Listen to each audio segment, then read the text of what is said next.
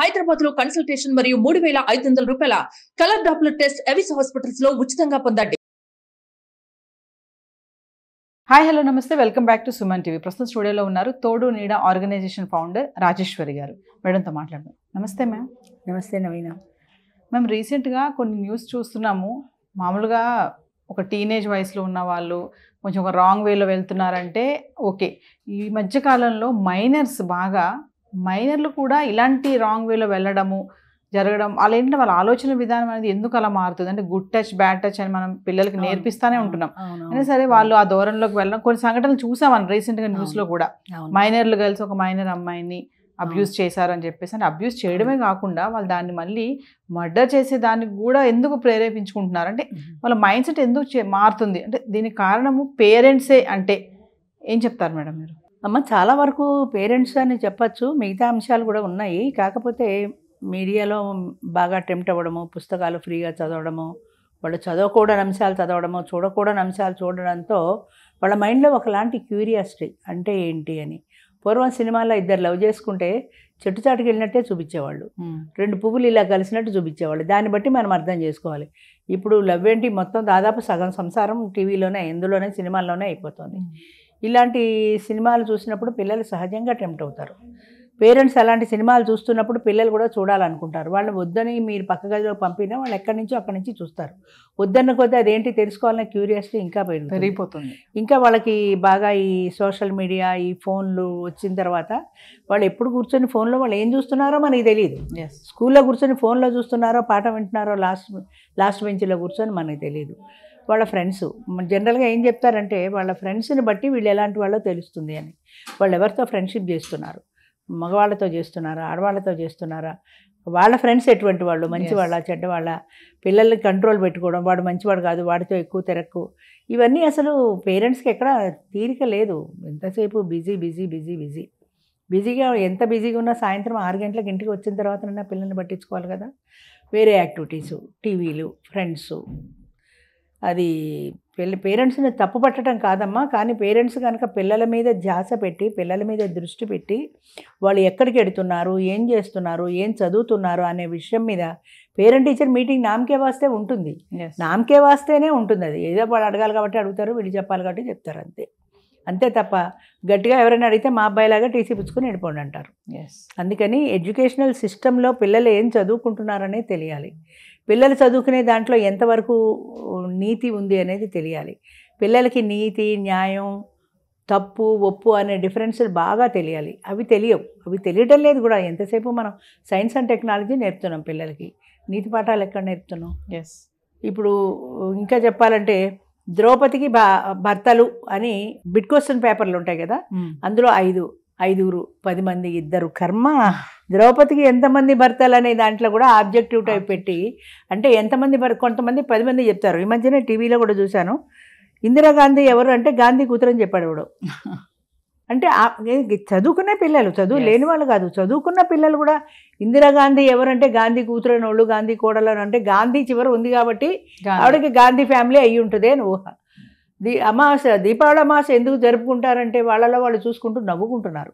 అంటే మన పండగలు తెలియదు, మన కల్చర్ తెలియదు, మన హిస్టరీ తెలియదు, ఇవేమీ తెలియకుండా డిగ్రీలు చదివేశారు. మరి వాడు నేర్చుకోలేదా, వాళ్ళు నేర్పలేదా, టీచర్స్ నేర్పలేదా? ఇన్ని టీవీ 9లో చూస్తే నాకే ఆశ్చర్యం వేస్తుంది నిజంగా, ఇలా పెరుగుతున్నారా పిల్లలు అని. వాళ్ళు చెప్పేవి కొంతవరకు చెప్తారు సిలబస్, మిగతావి మనం ఇంట్లో చెప్పుకోవచ్చు కదా, మన ఇంట్లో పాఠాలు చెప్పుకోవచ్చు కదా. అంత తీరిక లేదు పేరెంట్స్కు. చూస్తుంటాను చాలామంది పసిపిల్లాన్ని, అందులో అమ్మాయి తోసుకెళ్తుంటుంది, పెనమ్మాయి పక్కన ఫోన్ మాట్లాడుకుంటుంటుంది తల్లి. ఆ పిల్లాడు అమ్మ అని చేతులు చాపుతుంటాడు. ఆ పని పిల్ల ఎత్తుకుంటుంది, తల్లి ఎత్తుకునే ఖాళీ లేదు. ఎందుకంటే నేను మనిషిని మెయింటైన్ చేశాక నేను ఎందుకు ఎత్తుకోవాలి అనే. కానీ తల్లి బిడ్డల అనుబంధం కానీ, ఆ ఎత్తుకోవడంలో, ఆ స్పర్శలో, ఆ మాతృత్వంలో ఉండేటువంటి ఆ మమకారం కానీ తెలియటం లేదేమో అనిపిస్తుంది నాకు. చాలామంది పేరెంట్స్ కూడా మీరు అన్నట్టుగానే పేరెంట్స్ తప్పు పట్టడం అనేది కాదు, కానీ ఇక్కడ కొంతమంది పేరెంట్స్ ఏంటంటే వాళ్ళు సపోజ్ ఒక మూవీ చూస్తూ ఉంటారు, సెక్స్ సంబంధించిన మూవీ, రొమాంటిక్ మూవీ అనుకుందాం, అది చూస్తూ ఉంటారు. అప్పుడు వెంటనే ఏమంటే నువ్వు లోపలికి వెళ్ళిపోరా, చదువుకో అంటారు. అవును.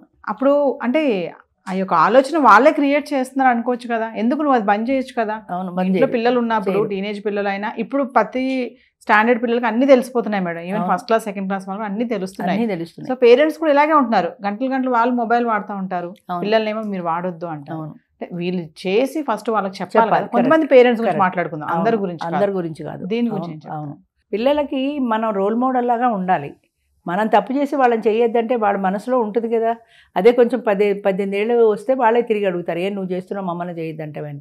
10 ఏళ్ల పిల్లలు అయితే అడగకపోవచ్చు, కానీ వాళ్ళ మైండ్లో ఉంటుంది, నువ్వు చూస్తున్నావు నన్ను చూడొద్దంటావా, నువ్వు చేస్తున్నావు నన్ను చేయొద్దంటావా అనే భావన ఉంటుంది. మనమే కంట్రోల్ లేనప్పుడు పిల్లలు ఎలా కంట్రోల్లో ఉంటారు?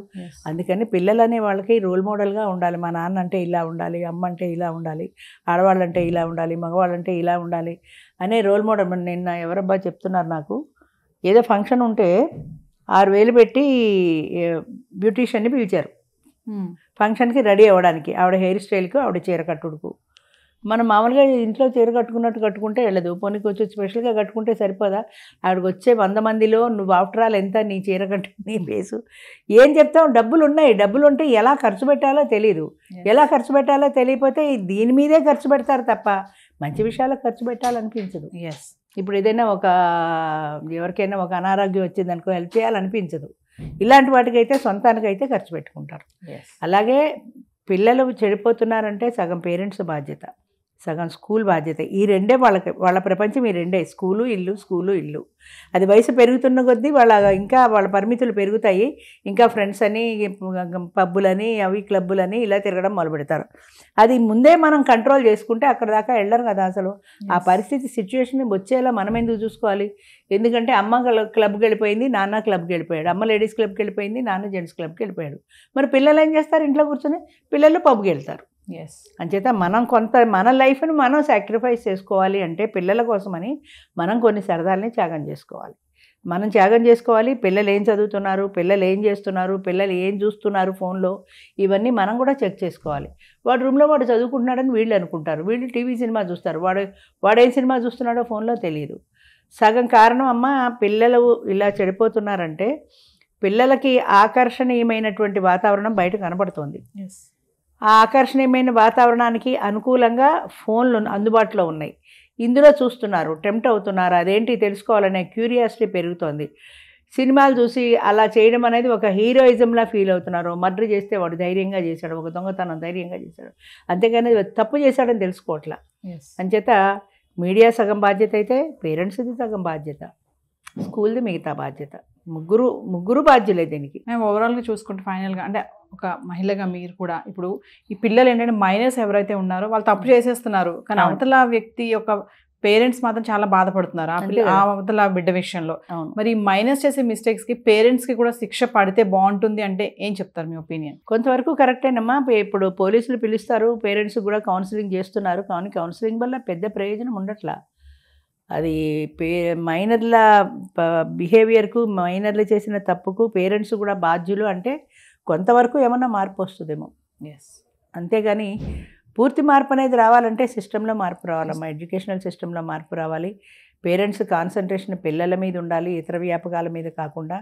పిల్లలు మంచి వాతావరణంలో పెరిగితే మంచి పౌరులు అవుతారు, రేపొద్దున ఫ్యూచర్లో కూడా మంచి సిటిజన్స్ అవుతారు. థ్యాంక్ యూ అమ్మా.